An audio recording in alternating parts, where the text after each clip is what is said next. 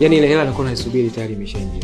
Hiyo hela imeingia muda mwafaka. Kwanza nina michezo yangu hapa sijalipa. Nina sare ya kijola ambacho bado sijakata. Ile shule ya shoga yangu ile unamjua na nywele zangu kama unavyoziona. Hela lazima upate na mambo yako yote utakamilisha, usio na wasiwasi.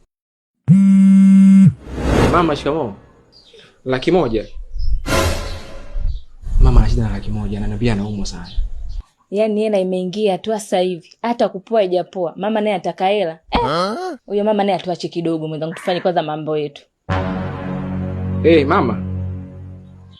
Sasa hivi kidogo hatuko vizuri. Sasa kama utatumia miti shamba kidogo wakati tunaendelea kutafuta hela sio mbaya.